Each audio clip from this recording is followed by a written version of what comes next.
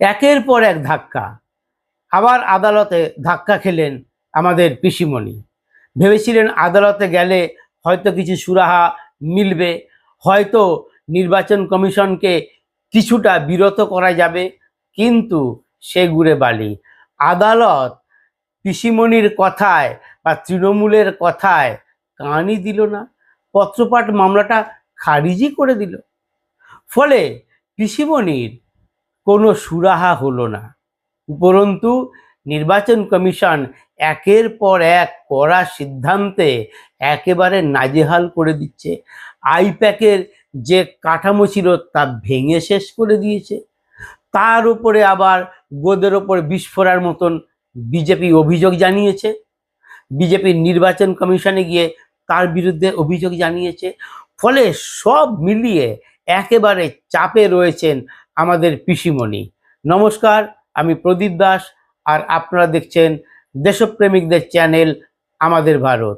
যারা আমার এই চ্যানেলকে সাবস্ক্রাইব করেননি আর প্রথম দেখছেন, তাদের কাছে অনুরোধ চ্যানেলটি সাবস্ক্রাইব করবেন এবং এই প্রতিবেদন যদি ভালো লাগে অবশ্যই একটা লাইক করবেন। যেটা বলছিলাম যে এবারও আদালতে বড় ধাক্কা খেলেন আমাদের এই পিসিমণি। আদালতে মামলা হয়েছিল, মামলা করা হয়েছিল এই যে একের পর এক আইএএস আইপিএস অফিসারদের বদলি করা হয়েছিল। 46 জন অফিসারকে বদলি করা হয়েছিল 3 দিনে। তার বিরুদ্ধে আদালতে মামলা হয়েছিল। পিসিমণি তো প্রথম থেকেই বলে যাচ্ছিলেন যে তার ক্ষমতা খর্ব করে দেওয়া হয়েছে, তার হাতে কোনো ক্ষমতা নেই, মানে তার কোনো পাওয়ার নেই, সব পাওয়ার কেড়ে নিয়েছে নির্বাচন কমিশন। ফলে এই সময় যদি রাজ্যে কোনো প্রাকৃতিক বিপর্যয় ঘটে তাহলে তিনি সামাল দিতে পারবেন না, কারণ অফিসারদের বদলে দেওয়া হয়েছে, তাদের সরিয়ে দেওয়া হয়েছে। ঠিক এই অভিযোগ নিয়েই মামলা হয়েছিল আদালতে। আর এই মামলা করেছিলেন অর্ককুমার নাগ নামে এক আইনজীবী। তার বক্তব্য একই ছিল যে এই যে অফিসারদের বদল করা হয়েছে, এই যে মুখ্য সচিব, স্বরাষ্ট্র সচিব, রাজ্য পুলিশের ডিজি, যে এইরকম যে 46 জন অফিসারকে আইএএস এবং আইপিএস অফিসারকে বদল করা হয়েছে, এতে রাজ্যের প্রশাসনিক পরিকাঠামো ভেঙে পড়তে পারে এবং নির্বাচন কমিশনের বিরুদ্ধে পক্ষপাতমূলক আচরণেরও অভিযোগ করা হয়েছিল। মামলাটির আগে একদিন উঠেছিল, আজ আবার কলকাতা হাইকোর্টে প্রধান বিচারপতির ডিভিশন বেঞ্চে মামলাটা আজ উঠেছিল। আর এই মামলার আইনজীবী ছিলেন হচ্ছে তৃণমূল সাংসদ তথা আইনজীবী কল্যাণ বন্দ্যোপাধ্যায়। তিনি অভিযোগ করেন যে নির্বাচন কমিশন পক্ষপাতমূলক আচরণ করছে এবং তারা যে কাজগুলো করছে তার ফলে প্রশাসনিক ব্যবস্থা বেহাল হয়ে যেতে পারে। সেইখানে দাঁড়িয়ে নির্বাচন কমিশনের যে আইনজীবী তিনি একেবারে দ্ব্যর্থহীন ভাষায় বলেন এখানে কোনো পক্ষপাতমূলক আচরণ হচ্ছে না। ভারতবর্ষের আরও যে সমস্ত রাজ্যে এই নির্বাচন হচ্ছে, সব মিলে 5টা রাজ্যে নির্বাচন হচ্ছে, সব জায়গাতেই এরকম বদল হচ্ছে। নির্বাচন কমিশন আইন মেনেই করছে, কোথাও বেশি কোথাও কম। অর্থাৎ পশ্চিমবঙ্গের ক্ষেত্রে কিছু বেশি হয়েছে কারণ এখানে অভিযোগও বেশি আছে, এখানে পক্ষপাতিত্বের অভিযোগ উঠছে, ফলে এখানে একেবারে কোল নলচে পাল্টে দেওয়া হয়েছে। ফলে এর ভেতরে তারা কোনো বেআইনি কাজ করেননি। ফলে নির্বাচন কমিশনের বিরুদ্ধে যে অভিযোগ এনেছিল তৃণমূল কংগ্রেস, সেই অভিযোগ পত্রপাঠ খারিজ হয়ে যায়। ফলে পিসিমণি যা চাইছিলেন তা কিন্তু আর হলো না।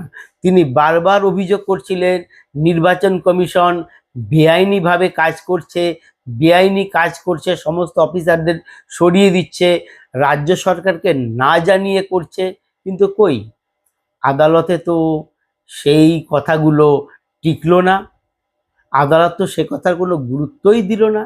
তার মানে নির্বাচন কমিশন যেটা করছে সেটা আইন মেনেই করছে। পিসিমণি যা করছেন তিনি অযথা চিৎকার করছেন, তার চিৎকারের কোনো গুরুত্ব নেই। তিনি বেআইনি কথা বলছেন বলেই এটা আদালত সেটা প্রমাণ করে দিল। আর নির্বাচন কমিশন একেবারে আইন মেনেই কাজ করছে। আরও একটা ধাক্কা খেয়েছে তৃণমূল, সেটা হচ্ছে যে গত পরশুদিন 183 জন ওসি এবং আইসিকে বদলি করে দেওয়া হয়েছে। সেই জায়গায় নতুন অফিসারদের আনা হয়েছে, গোয়েন্দা বিভাগেও বদল করা হয়েছে, বিডিওদের সরিয়ে দেওয়া হয়েছে। সব মিলিয়ে 267 জন এরকম আধিকারিককে সরিয়ে দেওয়া হয়েছে। সেটা নিয়েও কল্যাণ বন্দ্যোপাধ্যায় একটা মামলা করেছিলেন, গতকালই মামলা করেছিলেন, সেটাও পত্রপাঠ খারিজ হয়ে গেছে। আসলে তৃণমূল এবং পিসিমণি পুরো নাজেহাল হয়ে গেছে। তারা যে জাল বিছিয়েছিল নিচু স্তর পর্যন্ত সমস্ত জাল কেটে দিয়েছে। কারণ আইপ্যাকের মাধ্যমে এই থানা স্তর পর্যন্ত এদের এই জাল বেছানো ছিল, বিডিও পর্যন্ত এই জাল বেছানো ছিল। এদের মাধ্যমেই তো পুরো ভোটটা পরিচালনা হতো। সেই জায়গা কিন্তু নির্বাচন কমিশন একেবারে ভেঙে দিয়েছে। কারণ আমরা বলতাম যে কেন্দ্রীয় বাহিনী দিলেই এবং তারা যদি ঠিক ঠিক ডিউটি দেয়, তারা যদি ঠিক ঠিক কাজ করে, মানুষ যদি ভোট দিতে পারে, তাহলে সব ঠিক হয়ে যাবে। কিন্তু একটা জায়গাতেই হয় না, এই শুধু কেন্দ্রীয় বাহিনী দিয়েই হবে না, জট বিভিন্ন জায়গায় আছে, বিভিন্ন জায়গায় এর কৌশল রয়েছে। বিডিওরা আছে, রিটার্নিং অফিসার আছে, আইসি আছে, ওসি আছে, সমস্ত ক্ষেত্র আছে। এই সব মিলে একটা পুরো ব্যবস্থা থাকে। আর এইটার পরিচালনা করে তাদের যে পরামর্শদাতা আইপ্যাক। তো আইপ্যাকের জাল সর্বত্র বিছানো, সেই জাল যে বিছিয়ে রেখেছিল সেই জাল পুরো কেটে দিয়েছে। জাল কেটে নতুন করে অফিসার নিয়োগ করেছে। এমনকি সব থেকে বড় যে কাণ্ডটা ঘটেছে সেটা কিন্তু আরো অবাক করা কাণ্ড। এতদিন তো রাজ্য প্রশাসনের আধিকারিকদের রদবদল করেছে, তারপরে ওসি পর্যন্ত করেছে, কিন্তু এবার যেটা নির্বাচন কমিশন করলো সেটা কিন্তু কেউ কল্পনা করতে পারেনি। গতকাল নির্বাচন কমিশন এই ঘোষণা করেছে, সেটা হচ্ছে এই যে রাজ্যের যে নির্বাচনী যে দপ্তর রয়েছে সেই দপ্তরেই ব্যাপক রদবদল করে দিয়েছে। চারজন অফিসারকে সরিয়ে দিয়েছে। সব থেকে বড় কথা, যিনি মুখ্য নির্বাচন আধিকারিক তার যিনি ডেপুটি, সেই ডেপুটি সিইওকে সুব্রত পালকে সরিয়ে দেওয়া হয়েছে। তার জায়গায় আনা হয়েছে একজন নতুন ডেপুটি সিইওকে। এছাড়াও 2জন অতিরিক্ত সচিব এবং একজন যুগ্ম সচিবকেও সরিয়ে দেওয়া হয়েছে। এটা কিন্তু খুব অবাক করা ব্যাপার। কেন এটা সরালো? আপনারা কি ভাবতে পারছেন যে কেন এই 4জনকে ছড়িয়ে দিল? এর আগেও কিন্তু দেখা গেছে যে আমরা দেখেছি যে নির্বাচন কমিশন কিছু ঘোষণা করেনি, অথচ তার ভেতরের খবর শাসক দলের নেতা নেত্রীরা বলে যাচ্ছে যে নির্বাচন কমিশনের ভেতরে কি হচ্ছে, তারা কি ঘোষণা করতে পারে, কত নাম এখনো যাচাই হয়েছে, এই তথ্যগুলো কিন্তু তারা বলে ফেলতো। কি করে বলতো? তাহলে কি তথ্য ফাঁস হতো? আইপ্যাক কি একেবারে নির্বাচন কমিশনের দপ্তরেও ঢুকে পড়েছিল? আর সেই জন্যেই কি রদবদল? নাকি তার মানে কি একটা তাদের যে সরিয়ে দেওয়া হয়েছে নিশ্চিতভাবে তাদের কাজ যথোপযুক্ত হচ্ছিল না, তাদের কাজে হয়তো পক্ষপাতিত্বের অভিযোগ রয়েছে, নানা কারণ থাকতে পারে। কিন্তু যেটা পরিষ্কার সেটা হচ্ছে যে নির্বাচন কমিশনের ভেতরে যে অফিসার রাজ্য সরকারের ছিল, কারণ রাজ্য সরকার থেকেই নিতে হয়, সেই রাজ্য সরকারের 4জন অফিসারকে নির্বাচন কমিশন সরিয়ে দিল। রাজ্যের প্রশাসনেও তো রদবদল হয়েছে। আর এবার সব থেকে বড় রদবদলটা হলো যে একেবারে নির্বাচন কমিশনের দপ্তরে। কারণ এর আগেও কিন্তু দেখা গেছে যে বিভিন্ন জায়গায় গন্ডগোলের খবর হলেও রাজ্যের যে নির্বাচনী দপ্তর রয়েছে সেখানকার কোনো রিয়াকশন দেখা যায় না। তারা সেভাবে প্রতিক্রিয়া জানাতেন না, তারা সেভাবে ব্যবস্থা নিতেন না। এবার কিন্তু বোঝা গেল যে কেন এই ব্যবস্থাগুলো নেওয়া হয় না। আমরা বলি যে নির্বাচন কমিশন কেন ব্যবস্থা নিচ্ছে না, নির্বাচন কমিশন কেন ব্যবস্থা নিচ্ছে না।